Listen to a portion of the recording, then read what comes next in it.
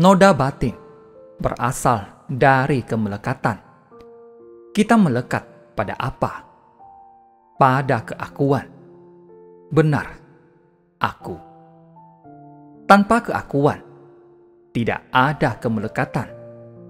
Karena adanya keakuan, maka saat menghadapi segala hal dan materi di dunia ini, kita akan bersikap perhitungan. Jadi, segala sesuatu adalah tentang aku.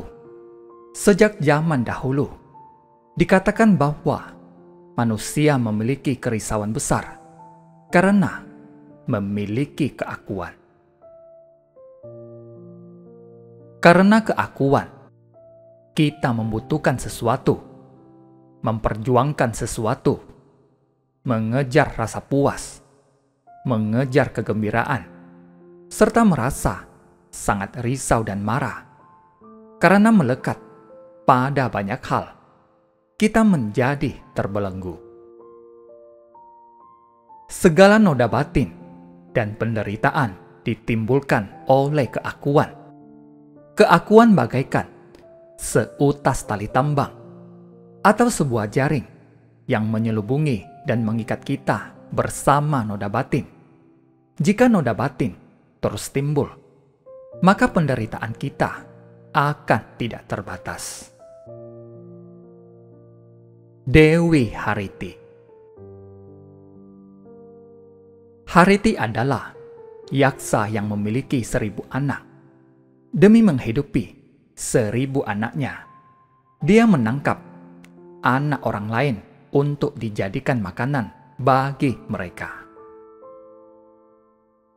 Mendengar hal ini, Buddha memutuskan untuk membimbingnya. Buddha berkata pada Ananda dan murid-murid lainnya, "Bawalah anak bungsu Hariti ke sini." Mereka lalu mencari anak bungsunya. Mereka membawanya ke sisi Buddha. Buddha lalu menyembunyikannya. Saat Hariti pulang ke rumah, anak bungsu kesayangannya sudah hilang. Dia terus mencarinya di berbagai tempat. Ada yang berkata padanya, "Para biksu telah membawa pergi anakmu. Dia pasti berada di vihara." Sepanjang jalan menuju vihara, Hariti menangis terseduh-seduh. Melihat para biksu di depan vihara, Hariti pun bertanya, "Di mana anak saya?" Seorang biksu menjawab, "Jika ingin membawa anakmu kembali, memohonlah kepada Buddha." Hariti segera pergi ke hadapan Buddha. Setelah bertemu dengan Buddha, dia memohon pada Buddha, "Kembalikanlah anak saya." Buddha berkata, "Kamu sudah memiliki banyak anak. Apa bedanya jika berkurang satu?" Dia berkata, "Tidak bisa.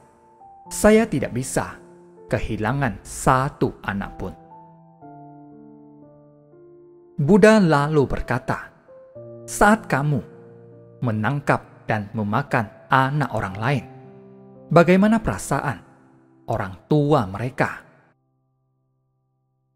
Ada yang hanya memiliki satu anak, tetapi kamu tetap memakannya. Berpikirlah di posisi mereka. Bayangkan bagaimana perasaan para orang tua." Hariti berkata, "Iya, saya mengerti. Selama saya kehilangan anak saya merasa sangat menderita. Saya menangkap begitu banyak anak manusia dan membuat orang tua mereka menderita. Saya sadar bahwa saya salah. Buddha, ampunilah saya. Saya bertobat." Buddha mengizinkannya untuk berguru padanya, sehingga dia menjadi pelindung Dharma. Saat ada yang berdoa semoga memiliki anak dan sembuh dari penyakit, dia selalu melindungi mereka dengan cinta kasih seorang ibu. Awalnya, Hariti sangat jahat dan hanya memperdulikan anak-anak sendiri tanpa memperdulikan orang lain. Karena itu, dia menangkap anak orang lain untuk dijadikan makanan anak-anaknya.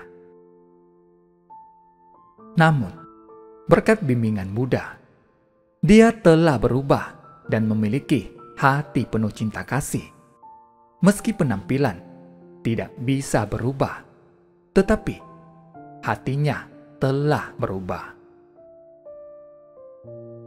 Dia bisa melindungi semua makhluk dengan cinta kasih seorang ibu.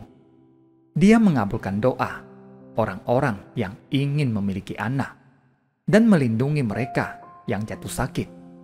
Penampilannya tidak berubah, tetapi hatinya telah berubah berkat Dharma. Banyak orang yang mengalami hal yang sama. Jadi, kita harus ingat bahwa segala noda batin berasal dari keakuan. Sesungguhnya, bagaimana kita melatih diri?